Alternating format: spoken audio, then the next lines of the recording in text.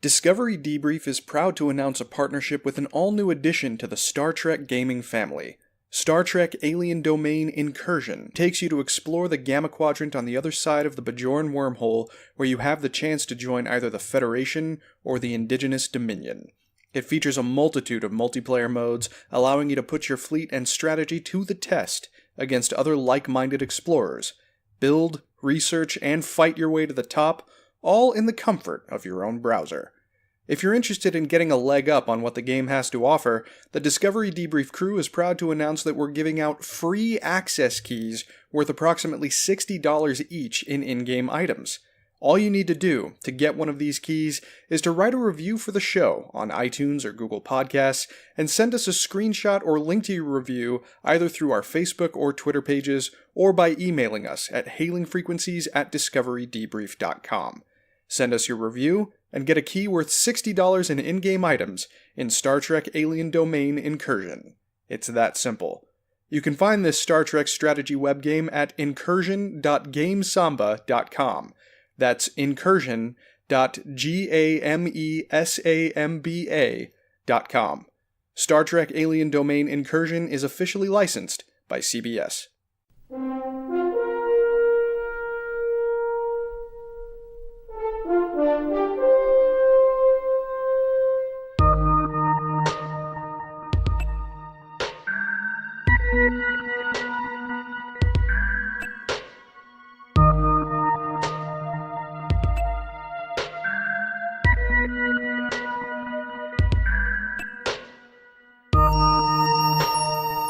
Ladies and gentlemen, welcome back to Discovery Debrief, a podcast that dives headfirst into the proverbial deep end of the latest trek into the final frontier, Star Trek Discovery.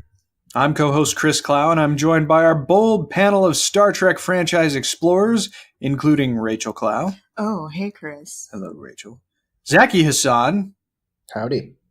Triumphant return. And Cicero Holmes. We do what we do, so you can do what you do. Oh man, there's a lot to talk about with that. Good choice. Well, this week we're going to be talking about a particularly emotional episode of Star Trek Discovery, since it involves one of the most well-fleshed out and emotionally potent relationships that this series has produced thus far, along with a bit of a deeper look into the machinations of mycelial and some deeper integration of Starfleet's clandestine intelligence organization. Should make for a pretty interesting set of perspectives from this panel. Of course, though, we'll ease into our news and episode discussions by talking about what everyone's been up to since the last time we all got together. Zaki, triumphant return. Welcome back. Thank you. What have you been up to since the last time you were on the show with us?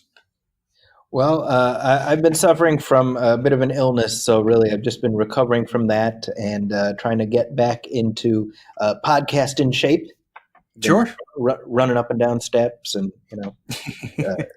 drinking raw eggs or whatever one does to train for podcasting. Right. Heart's on fire. That's right. Got to use all those podcasting muscles, right? Exactly. The calves and flight runs. No, I can empathize completely. Well, we're very glad to have you back. So thank you for joining us once again. Hopefully it's just the beginning of another long stint to come as we talk Star Trek. Yes, absolutely.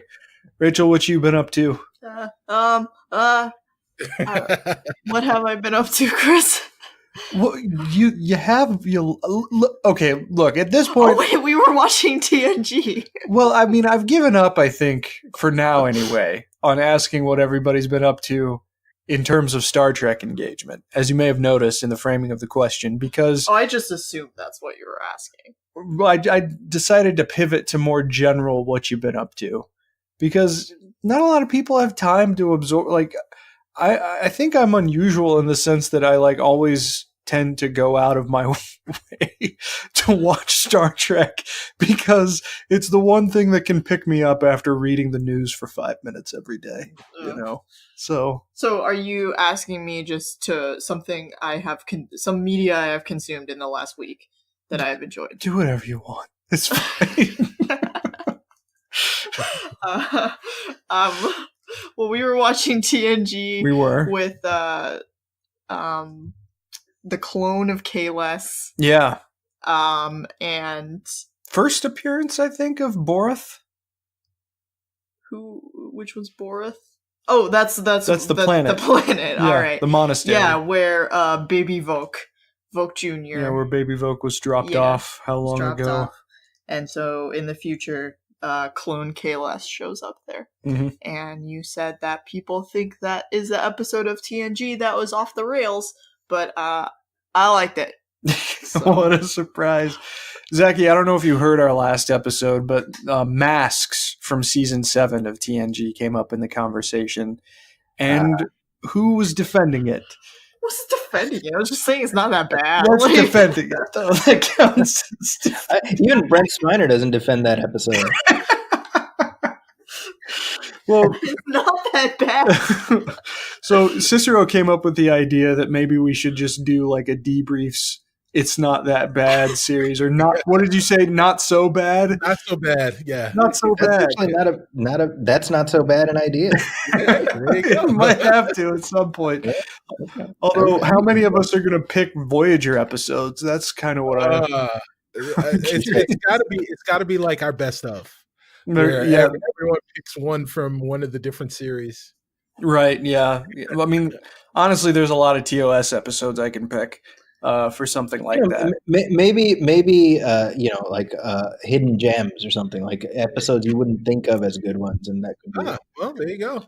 Yeah, I could see that, because apparently I've always had a soft spot for, I'm just talking TOS, Taste of Armageddon, which I guess there are some people who just don't like that episode, but also I have a soft spot for Patterns of Force, which is the one with historian John Gill, who basically creates a new Nazi civilization on another planet.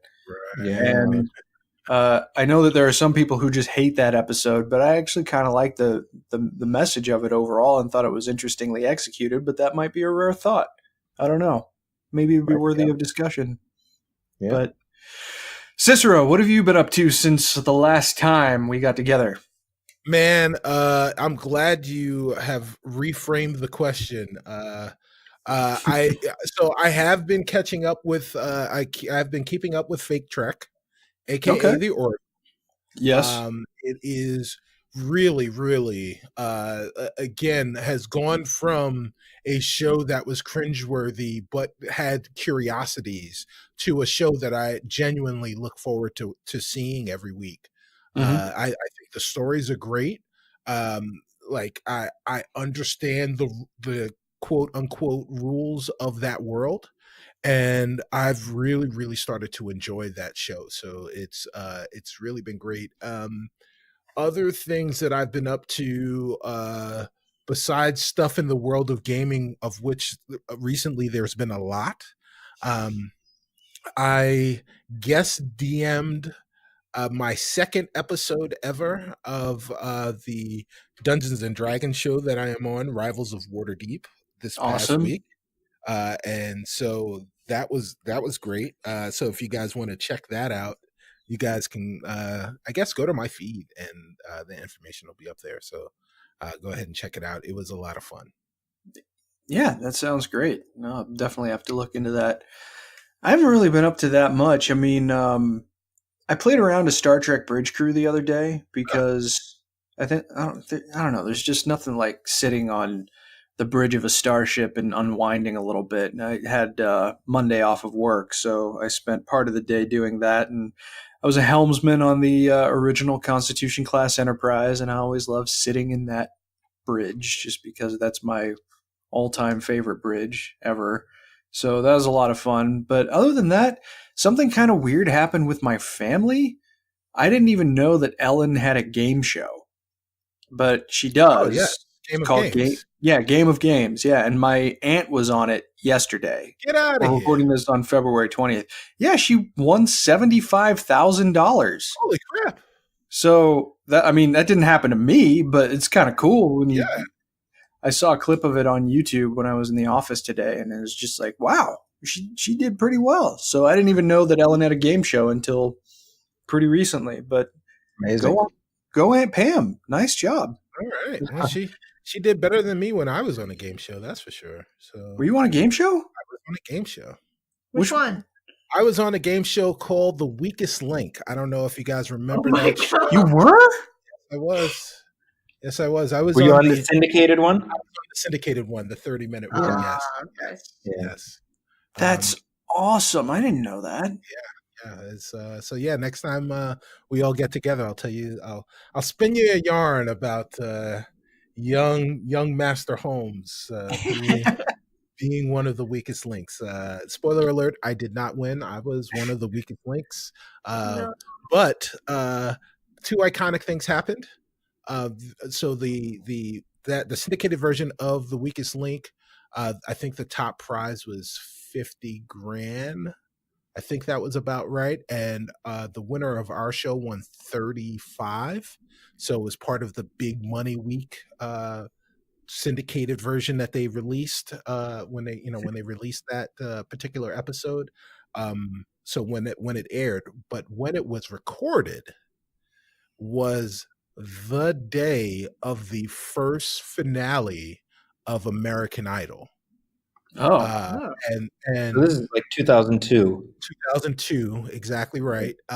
And part of the reason that I know that is because I got to hang out with the winner to celebrate his winnings almost literally across the street from the Kodak Theater while they were filming the finale for American Idol. I watched the entire show season, missed the finale, and didn't even go outside and look and see what was going on because I was too busy getting drunk. And I got very, very drunk. Nice. Oh man, that's funny. That's a really interesting story. I had no idea that you were ever on the weakest link. You learn something new every day. There you go. Yeah, it's very true. All right, well, as usual, before we head into the full episode discussion, let's discuss some Star Trek news.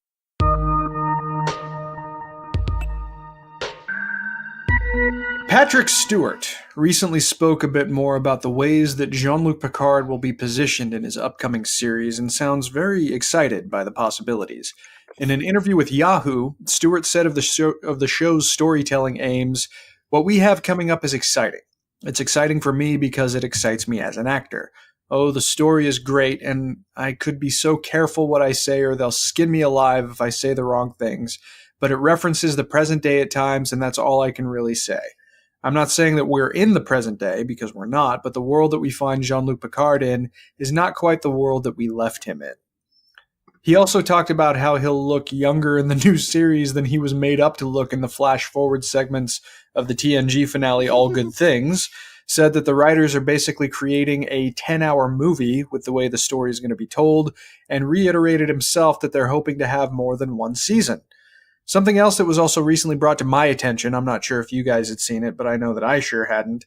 I find it really interesting. Alex Kurtzman said that the destruction of Romulus is going to play a big part in the headspace that Picard will find himself in when we get to see him. And the destruction of Romulus, that was in 2387, depicted in the 2009 movie, one of the few events, and obviously a major one from the first Kelvin timeline movie that actually reverberates into the Prime timeline. So it seems like we're learning just a little bit more about what this show is going to be every week. So guys, what do you make of this new information? Because it seems like they're going to be embracing more of the serialized structure of Discovery, and admittedly most modern TV. So given what you know, the way the story is being positioned, have your expectations changed or evolved at all from where they were initially? Rachel. I, for one, look forward to seeing Space Trump. Oh, God. Or Sprump. Sprump. And Jean-Luc Picard's going to yell at him, and then he's going to change his ways. Is that what's going to happen? No. That's not what's going to happen. I don't know. This all sounds like what I was kind of envisioning, right? Like a 10-hour movie. Mm-hmm. Sounds good. Set in the future, kind of an allegory. All sounds great. So I'm looking forward to it. What about the angle with Romulus? That sounds fine to me. Yeah. I mean, it's interesting to me that Romulus's destruction is apparently going to be one of the things that alters his headspace, or is kind of key to where we pick up with him. Zaki, what do you think about that? Does the destruction of Romulus affecting him a lot make... I mean, I guess it doesn't necessarily have to make sense at this stage, but how does it strike you? I mean, we need to know a little bit more what the context is, but I mean, it stands to reason that this is somebody whose career was built on diplomacy, and obviously, the Romulans were this adversary who he spent so much time trying to make peace with, right down to the last time we saw Captain Picard. So I think the idea that the Romulan Empire being destroyed, fundamentally changing the landscape of the Federation, or the Federation too, but like everything, the galaxy. Galactic politics. Well, yeah, I mean, obviously, Captain Picard's role, being what it was, it stands to reason it would have some impact on him. I don't know. I mean, you know what I mean? They're being so vague about it that you say, well, how is that impact manifesting on him? Sure. I mean, it gives us a good jump off point. Yeah. I can definitely see that. I just kind of wonder if they're going to mention Nemesis at all, because that was the last time he was there. Ooh. I'm sure they'll mention it. Maybe. We'll see. Cicero, how does this strike you about the Picard show? Oh, man, I'm just confused. So does that mean that the Picard show is going to take place in the Kelvin timeline, or is it going to be in the Prime timeline? So it'll be in the Prime timeline, because when Romulus was destroyed, that was what Spock was trying to prevent, and it was that event that led to the black hole that he got swallowed up in and deposited in the Kelvin timeline for. I gotcha. Yeah. I thought Nero destroyed Romulus, and that created the anachronism. Oh, no. It was there was a big supernova, and that's what was threatening to, the way that Spock described it, envelop the entire galaxy. Right. The unthinkable happened. Right. And Romulus was a casualty of that. Right. Okay. Yeah. All so right. that's where Nero's bitterness towards Spock came from. Yeah, man. There's so many movies in my head. Sure. That all the canons, did he intertwine? Yeah. Did he dip to the Matrix and see the sun for the first time before he got impaled? Yeah. So look, it doesn't make me any more or less intrigued for the show. I just want to see it. I just want it to exist. I want to be able to see it, and as soon as it is available, I'm gonna watch it. So I don't care if, honestly, I wouldn't care if they said, "Oh, the show is about Jean-Luc Picard literally trying to herd cats." The second it was available, I'm going to watch. Great. Yeah, I'm going to watch that show. So there really isn't anything that they could do to temper and or increase my level of excitement and anticipation for the show. Very well said. Yeah, couldn't agree more. Let's move on to the next item. Earlier this month, it was revealed at the Television Critics Association winter event that the creative team of Discovery is cutting together the season finale, or at least they were, and that they have a lot of interesting ideas for season 3, but are still waiting on the possibility of a pickup. Kurtzman said that they're very proud of the season finale, that Spock's forthcoming entrance will be unexpected, and that other cultures will be seen, but he was also directly asked about Romulans and made no comment, which I thought was kind of interesting. Is there room for the Romulans to appear here? I mean, as it stands right now in canon, the Romulan Empire was defeated summarily in a humiliating fashion from what was described at the conclusion of the Earth-Romulan War in 2160, a year before the Federation was founded, and didn't make their presence in the galaxy felt again until the unnamed Romulan commander, played by Mark Leonard, started attacking ships and bases in Balance of Terror in the original series. That's a century, roughly, of complete and total inactivity from one of the major powers of the galaxy, at least the way that the Romulans have always been framed. Is it believable that they'd have been in complete and total isolation for a century? Or do you think there's room for Discovery to introduce some activity on the part of the Romulan Empire? Zaki, you got to dig into the canon for this one. What makes sense to you? I mean, I don't think it's that hard to just stick to what's been established, which is that, what we saw in the original series was, in essence, the first time that there was a face-to-face interaction. And so to me, it's like there's so many other parts of the universe you can explore. Why bring in Romulans? Or you don't need to, you know. They did. I mean, yes and no, right? It's like, I mean, we've done Romulans. We've done Romulans a bunch. I don't think them being part of Discovery will necessarily add anything, because all it's going to do, it's going to have to be this Picayune thing that steps through this minefield of continuity, and it's almost like why do that when you don't have to? Mm-hmm. I can see that. I understand that perspective completely. We'll have to see if Zaki's Agony booth is going to open back up if they ever do show up in the show. It'll be more like Zaki's mild annoyance booth. Zaki's irritant booth. Yeah, exactly. I'll have to come up with better music for that. How do I illustrate that audibly? Yacht rock. Well, Cicero, what do you think, man? Romulans. Do you think there's room for Romulans in Discovery, or is this too complicated for the show to reconcile, as Zaki alluded to? I'm going to make that rash on Zaki's arm flare a little bit more by saying, yeah, sure, there's room for Romulans on the show. And the reason being is twofold. One, because I think that Romulans are part of the low-hanging fruit for Star Trek fans. If you are, if you're a hardcore Star Trek fan that is watching Discovery, then you don't necessarily need to see the Romulans to kind of continue to cement the fact that the show exists within this universe, within the Star Trek universe.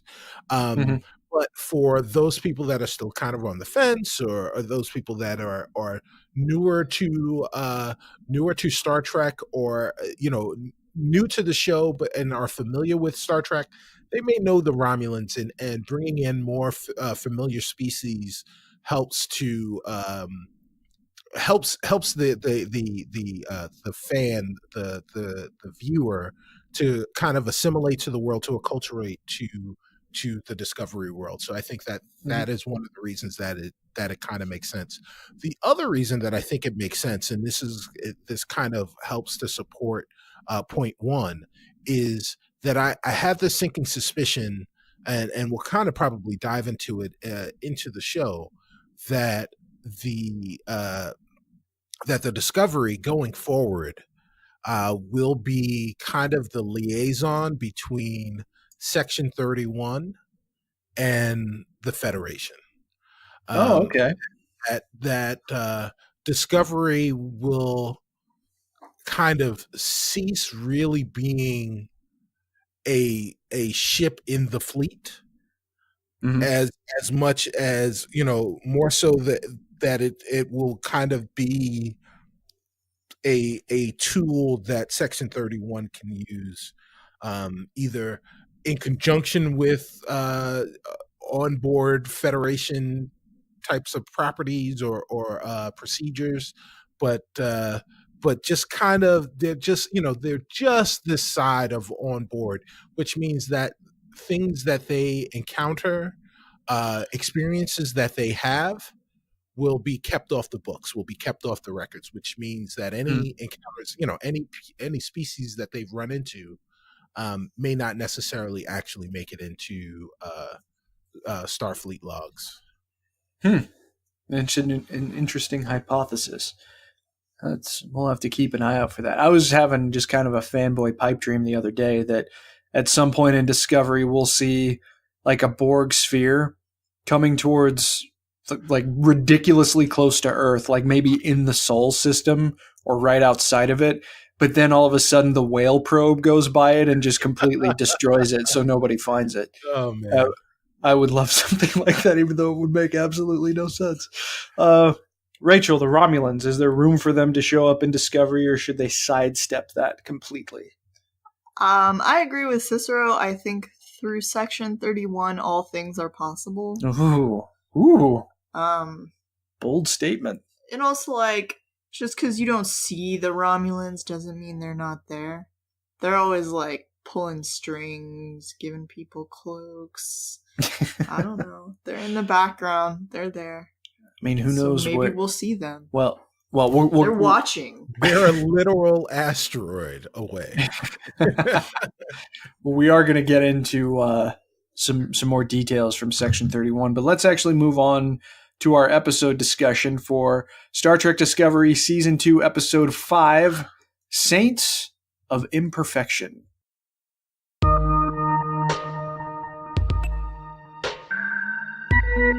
Aboard Discovery, Burnham runs through the ship's corridors to the engineering lab to check on Commander Stamets' progress in finding Ensign Tilly, who looks like she was swallowed up by May at the end of the last episode. She returns to the bridge to find that Lieutenant Detmer has located Spock's shuttle. Captain Pike orders it disabled, but when they beam its occupant aboard, they're surprised to find that it's actually Philippa Georgiou, now an operative of the secret Section 31.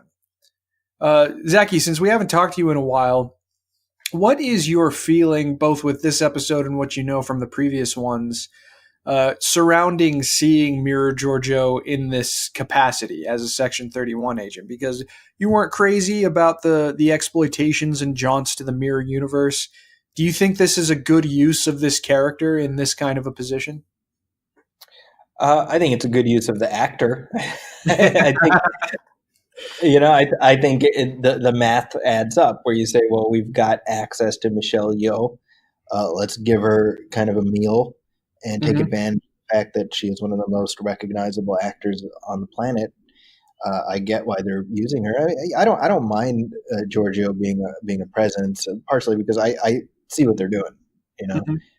So I'm willing to see what happens as the thread plays out.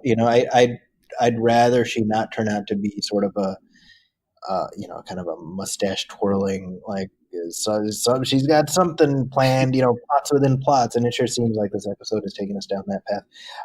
But I'm willing to kind of see what the long game is with the character. Yeah, sure. Well, and we'll get into Section 31 more as the discussion progresses, particularly at the end of it. But given that we know a whole series is going to feature Georgiou and the organization, and potentially Leland, and maybe even Tyler, do you think these stories are being positioned in an interesting way, Rachel, with the fact that we saw more Section 31 stuff? Do you like how that potential series could be turning up? I don't know what kind of series it's going to be. I mean, all of those characters are interesting, and the ship is interesting, but, like, is it going to be, like, a serialized 10-hour movie? Is it some sort of procedural type thing? It's hard for me to envision it clearly enough to know whether or not I would like it or not. Sure. There are a lot of different options that they could explore. Yeah. But there seems to be sort of a strong characterization there that could build something interesting. So. Yeah. Cicero, how do you think Section 31 is shaping up considering what we saw in this episode? It's shaping up to be a clandestine organization within the United Federation of Planets. And that's all we know. I mean, they are clearly setting us up with, they are going to give us enough time with those characters so that when they finally do start this Section 31 series, we're very familiar, we're acutely familiar with the characters, the cast of characters that are going to be the principals on that show, so we can hit the ground running. Clearly that's what they're doing, because when we get to the end of this episode, it's going to be clear that we're going to be involved with Section 31 for at least an episode or two within Discovery. They're going to be intimately involved in the, pardon the pun, search for Spock. But so that part I'm cool with. I've got to disagree with Zaki just a little bit because you didn't like mustache twirly Giorgio. I don't think that it's mustache twirly for the sake of being like nefarious, that she's got some kind of nefarious master plan that she's trying to enact. I think that this is just who Giorgio is. Like she's just she's just kind of that side of evil. Like, well, we're gonna there's something that we're gonna bring up more specifically about Giorgio in Section 31 later in the discussion that I'll definitely want to ask you guys. But Zaki, let me take the question in a little bit of a different direction for you. Obviously, you're a big Deep Space Nine fan, and as the Dominion War raged on, Section 31 became a pretty notable presence in those latter seasons of DS9.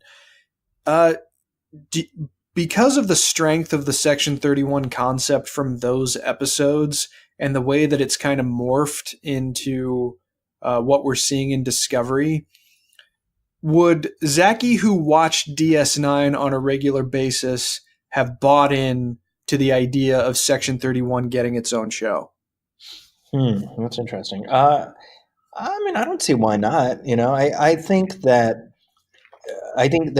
at the core of Section 31 is the tension that this concept can or does exist within the broader Star Trek universe, which is antithetical to the notion of Section 31, right? So that inherent tension, to me, that makes me interested. Sure. Right. And I think the idea that, sometimes there's like dirty business that has to happen behind the scenes to sort of keep, quote unquote, paradise working. Well, that's interesting from a dramatic perspective. So you can definitely see why they want to make this show, because it is exactly the kind of thing that Gene Roddenberry would have pushed back against. Sure. Yeah, most definitely.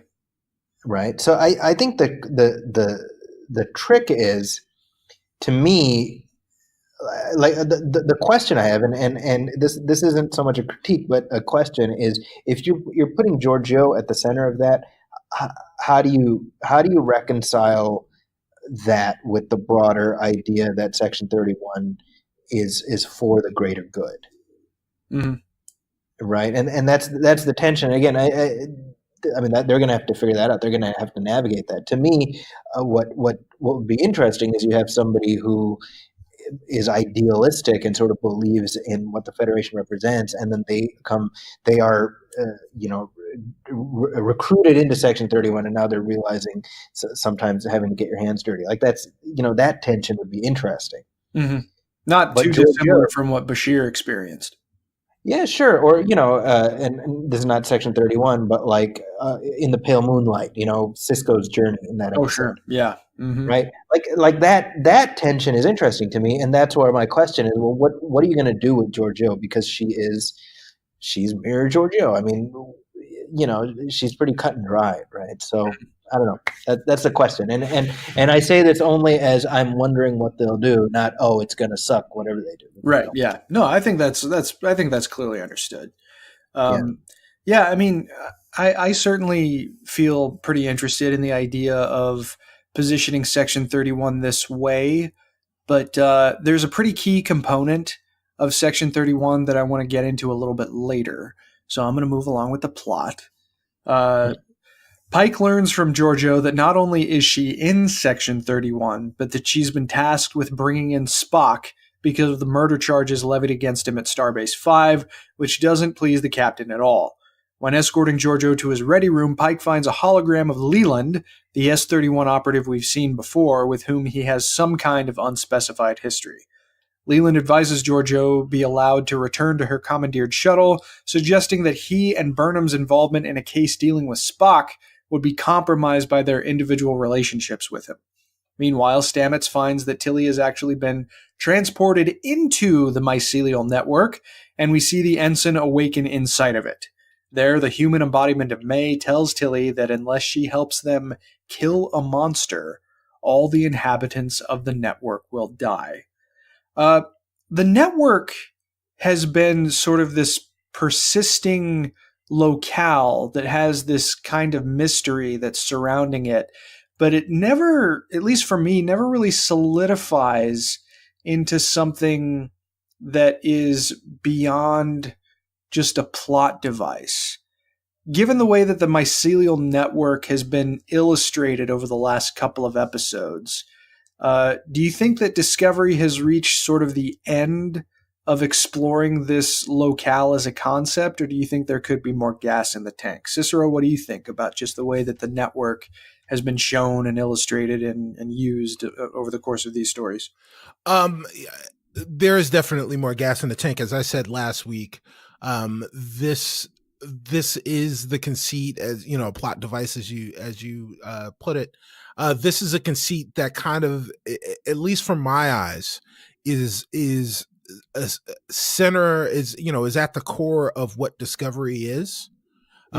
Discovery is a show about Michael Burnham and this crew and this alien who may become the first alien captain in Starfleet history. But it's also about this ship that can jump wherever it wants using this network. And it stops being that if you remove the mycelial network out of it. And obviously we've got now a character that exists within the mycelial network in May, who we're not, is not going to disappear. I mean, there is no reason for us to believe, at least in my eyes, that she's going to go away. Okay. Interesting. Rachel, what do you think of the way that the network is sort of illustrated in these episodes? I think it's interesting. It's like a physical place, but it's not really a physical place. Yeah. I try not to think about it too much because it seems unrealistic to me if I think about it too much. So I just kind of accept what is presented to me in order to enjoy it. I definitely don't think we're done with it because I think Tilly wants to reconnect with May, and that's probably going to be a part of her character arc moving forward. So no, I do not think we are finished with the mycelial network. Okay. Zaki, is this an interesting enough place to hold your attention in future stories? What do you think? I think, it's a tool that they have in their tool chest. So I like the idea that it's available as a Deus Ex Machina that they can go back to if they need to. I don't need to be there every week.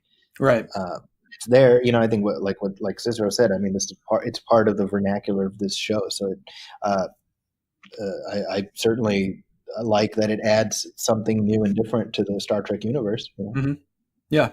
Yeah, well said. I don't really have anything else to add. I don't know. I haven't encountered a story yet in this show with this sort of embodiment of the network that really drives home its total and unique value to the show, except for maybe what we're about to talk about. But it's not really because of the network as much as it is about a character. So let's move along a little bit. Pike later reveals to Burnham that a new Section 31 liaison has arrived aboard Discovery, and it's none other than former Lieutenant Ash Tyler, whom Pike believes still to be Voq. Pike also says that he notices the rather hostile reaction that Burnham had to the arrival of Georgiou, and will discuss it with her later. Tyler and Burnham speak while being monitored by Discovery's new security chief, Nan, who initially accompanied Pike from the Enterprise.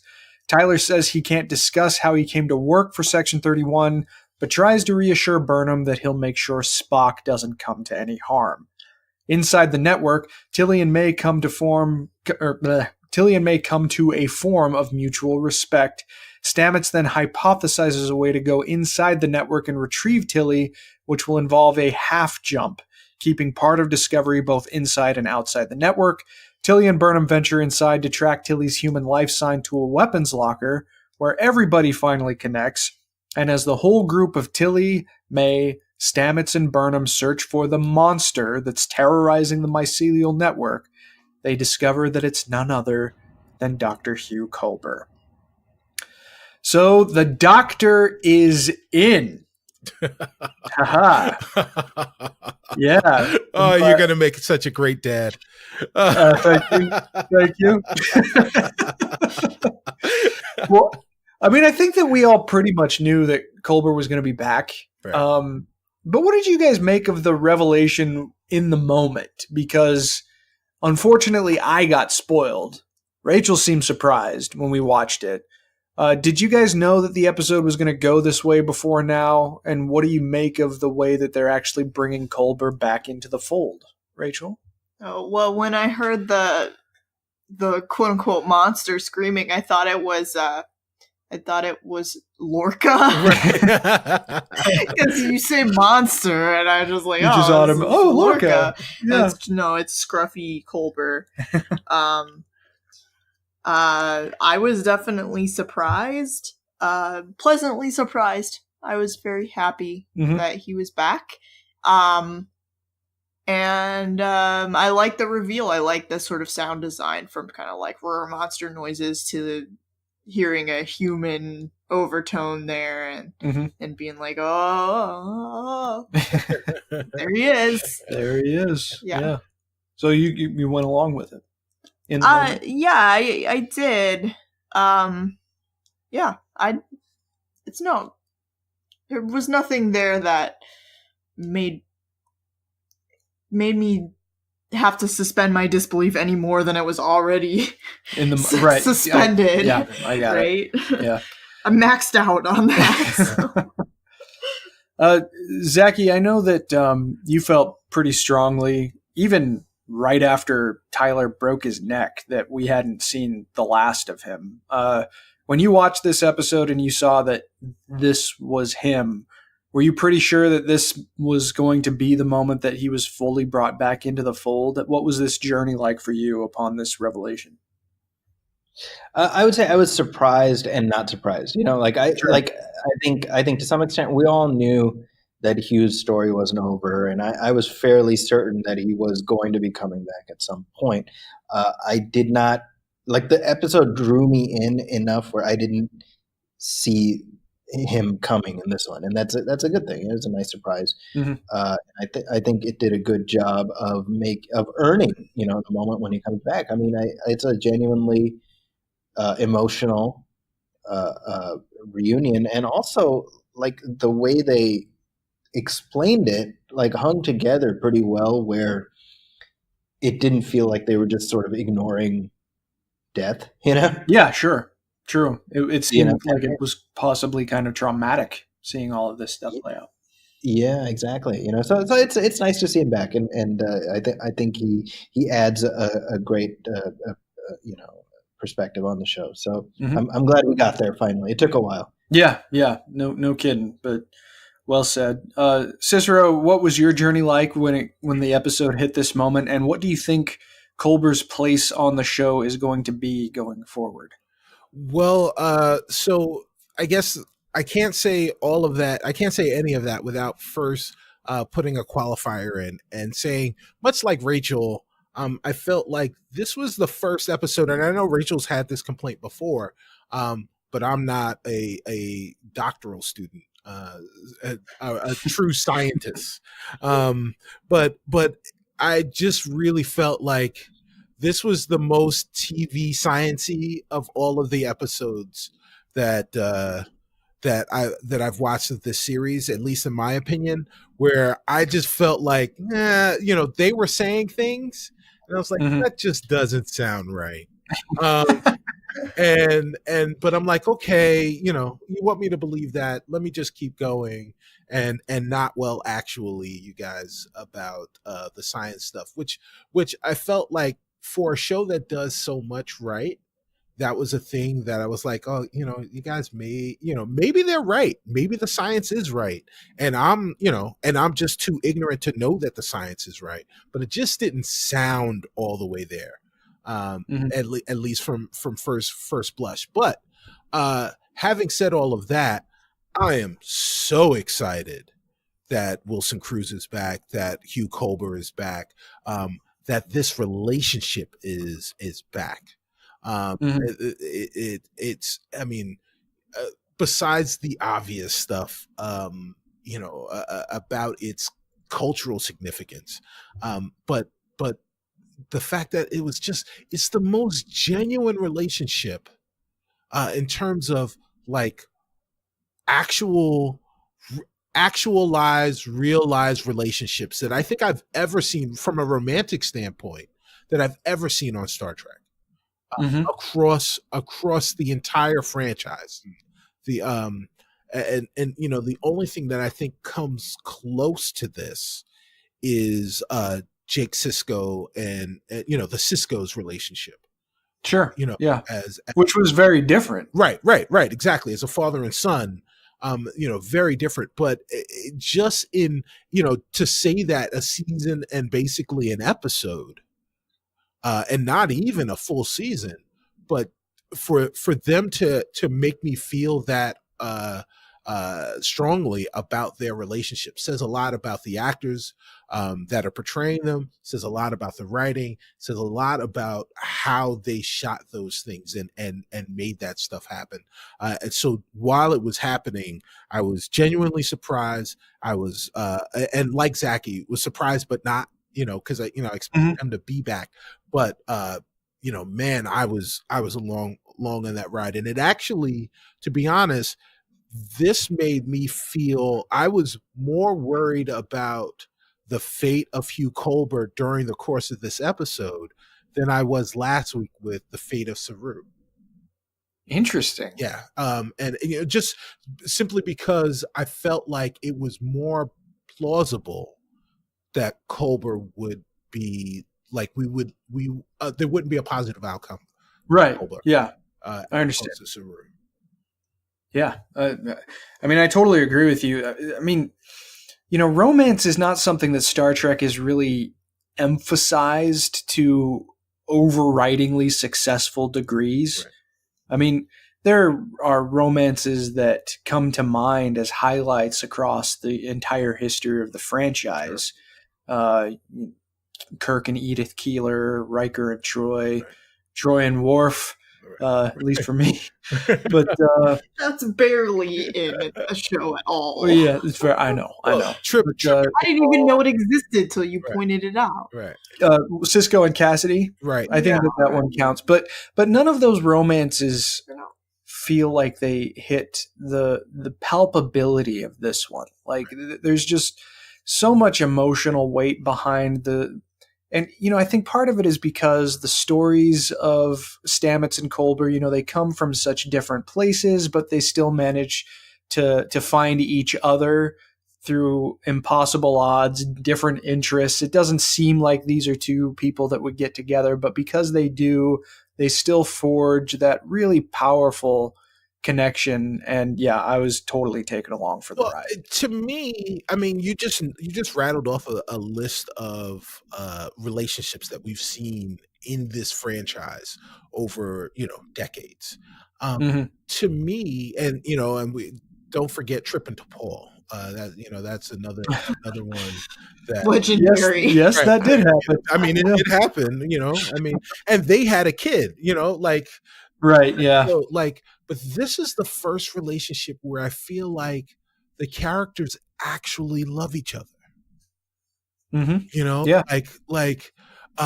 There's a scene in this episode where Hugh is hiding behind, they're in someone's quarters and he's hiding behind the table, and Stamets is talking to him about a date that they went on to the opera that he hated.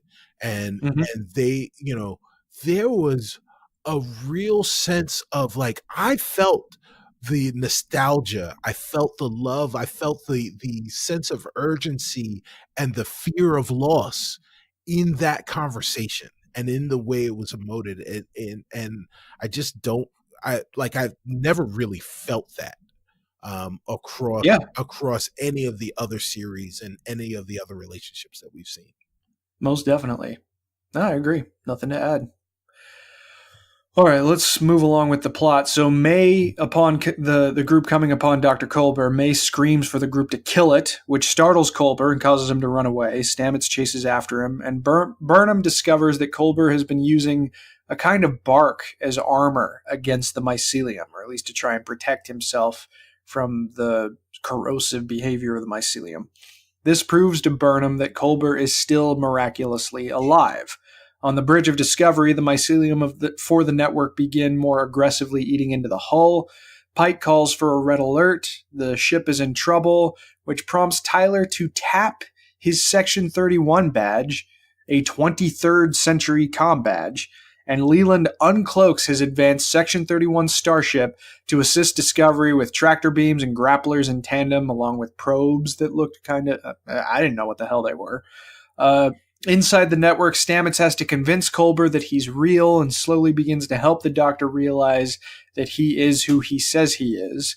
Stamets theorizes that while he was still halfway in the network during the trip to the Mirror Universe, his contact with Culber reconstituted the Doctor's consciousness inside the network, stranding him there. So the whole group gets a move on and attempts to cross back over into normal space from the network before discovering that Culber can't go with them. And holy hell, that was quite an emotional bit for me. For a second, they totally got me with that fake out. Did you guys get sucked in at the maybe he'll be stranded there hook, or were you convinced that they'd find a way to bring him back in? You guys have kind of alluded to this, like you thought maybe it was more plausible for Wilson Cruz to be not included as much as someone like Saru. But Rachel, in the moment, when you were watching this, did it get you at all? I don't remember. I guess not. So probably not.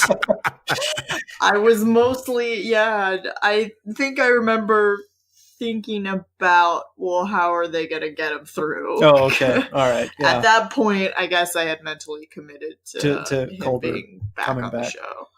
Yeah. Cicero, was it the idea that that Wilson Cruz was not as prominent a member of the cast? Like, was that external reality sort of making you think that maybe they're not going to bring him back through, or was it something with the story? No, I think it was subconsciously. Yeah, that was probably what was driving it, and I think I mean the fact is he's not a cast regular, and that it would again. I think that there is a very kind of Shakespearean quality to this show, and in so much that many of the characters have very, very tragic backstories, right. and that it would serve to continue Stamets' tragic backstory, that he loses the love of his life yet again, and that we get to watch him lose him again. And so like all of those things were like swirling together. Right, exactly. In those moments. So I definitely thought it was plausible. I mean, I do remember when he put his arm through the mycelium, through the barrier, and his arm disappearing, me verbally saying, "Oh no." So so I mean, it got me. I believed it. Mm-hmm. Yeah. Zaki, how about you? I know that you were kind of committed to the idea that he was going to be back at some point. Did this maybe indicate that they could possibly delay it, or did you think that this was just a problem for them to overcome in this episode? I did wonder if that was, if they were doing sort of like Orpheus and Eurydice, like they are reunited, but at the last minute, he's pulled back in, and now this is a thing. Like I thought, maybe they'll just play this thread out a little bit longer. I mean, I'm glad that they resolved it, but I could have seen it easily being, another subplot. I'm glad that they did resolve it, because the Spock thing is like that's sort of becoming this can that they keep kicking down the curb. So I'd rather just have that with one character than with several. Yeah. Were you keyed into the emotion of the moment pretty well, or were you just kind of thinking of the mechanics of it? No, both. I think they really made it work well. I thought it was very effective. Mm-hmm. Yeah, I tend to agree. I mean, I was totally on the hook for it. I really wasn't sure if this was something that was going to be fully developed, because Wilson Cruz appeared I think he was in the opening credits for the season premiere for that brief appearance in the video diary, but I didn't even, I guess I wasn't paying attention to see if his name was in the credits at the beginning of this episode. But, right. I mean, it totally got me. But let's move along to the final point of the plot and the last major question of the discussion. After saying some painful goodbyes, Tilly and Burnham realize that the cocoon on the floor of the engineering lab is comprised of normal matter, and that it could act as a doorway of sorts for Culber to be reconstituted in our own reality. The group moves into normal space, and the cocoon disintegrates, with Culber effectively reborn and alive back in the normal reality. Later, Captain Pike transports aboard the Section 31 starship to find none other than Admiral Katrina Cornwell on board. She explains to Pike and Leland that one of the 7 red bursts left a tachyon trail, which suggests that some sort of time travel is at play in all of this. Leland and Pike apparently bury the hatchet at the Admiral's insistence, and Tyler is assigned to Discovery indefinitely for the time being. Burnham receives a message from Georgiou, who demands thanks and implies the superiority of Mirror Burnham, and suggests that she needs to find Spock before vigilantes do. Georgiou asks Burnham to trust her, but Burnham remains skeptical. Really, who can blame her? Culber is being scanned and seems to be in good health. Pike looks at pictures of the Red Angel. Tilly dries her hair as Burnham enters their quarters, and they share a nice moment together.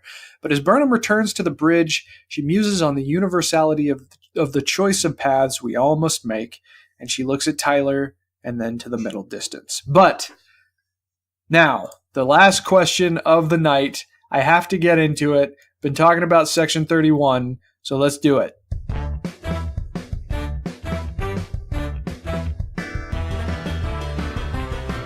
It's pedantic continuity time. Yeah. All right. So, Section 31, the thing that I wanted to get to this entire discussion is that it is apparently officially sanctioned by Starfleet, either command or intelligence or both. Correct me if I'm wrong, but by the time we meet back up with Section 31 in the late 24th century during the Dominion War, they may have operatives in the hierarchy of Starfleet Command, but it doesn't seem like they are ever actually endorsed by the organization.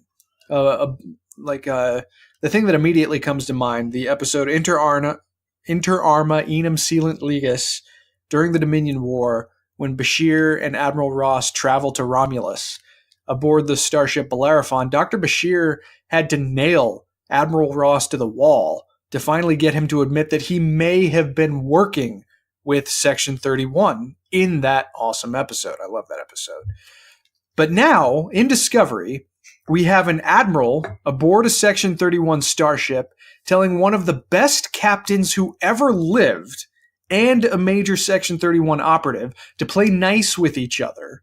Georgiou is actively working to advance the interests of the Federation, both by ensuring Discovery's safety in this episode, and in a previous episode by pulling off sensitive missions on Kronos.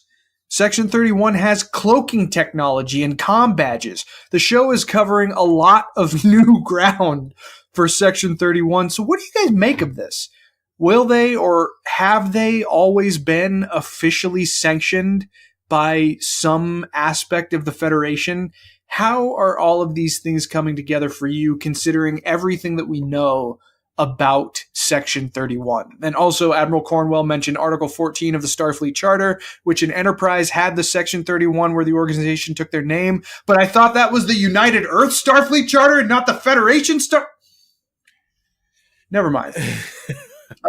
Zaki, what do you think of all of this stuff as I try to bring it into some kind of coherent question? How does this strike you? Well, I mean, I think to some extent, I'm just willing to wait and see where they're taking us. I mean, Alex Kurtzman gave some interview, I can't remember where, but he addressed this specifically, where he's like, we know that by the time we get to Deep Space Nine, Section 31 is this, spoken of in hushed tones, and it's an urban legend like Batman, and so his whole thing is like, let's see how we got there. Okay. And so that's I'm like, yeah, okay. So clearly they know what they're doing. They know the continuity enough where they know where things have to end up. So then I'm like, okay, well, I'm not something. I'm certainly not contending that they don't know it. What I'm trying to, I guess, get to is, did I miss something in Deep Space Nine that hinted at some more solid endorsement by the hierarchy of the Federation Starfleet that I missed? Or is this something that we are going to work up to? Well, so my guess would be that something happens involving Section 31 between now and then that forces the organization to be disavowed. Okay. While at the same time, they're kind of like, they just recede into the background rather than being disbanded. They became the Men in Black of the Federation, effectively. Sure, right? Yeah. So okay, I'm curious. I mean, maybe the way they pull that off will suck. I don't know, but I mean, I'm curious to see what they have planned. Yeah, I mean, maybe that's what the show is going to be about. Maybe it could be. I mean, and I'm certainly not trying to throw shade or anything of the sort. I'm just trying to wrap my head around the chronology, I guess, in a way that makes sense. But yeah, I mean, if we are apparently going to see the story of Section 31's eventual disavowal, then that could be very interesting. Rachel, you liked the Section 31 stuff in Deep Space Nine quite a bit, didn't you? Yes, you did, Chris. Yeah, you were a fan of Sloan, even if he was a complicated man, right? Yeah, sure. Yeah. I don't know what you're referring to with that song, so. Shaft! You're damn right. Oh, Thank you, sorry. I never watched that program. We're going to go see the new movie. That's what we're gonna. But how is this stuff shaping up? Did you have the same questions that I did, or? Yeah, mostly.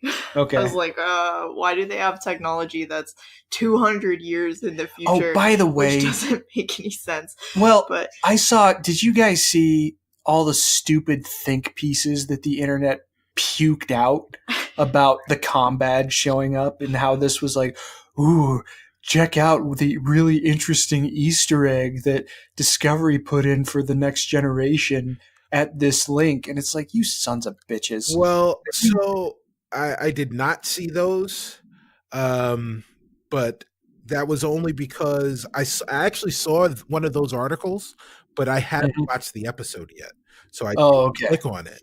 And yeah, I'm kind of glad that I did.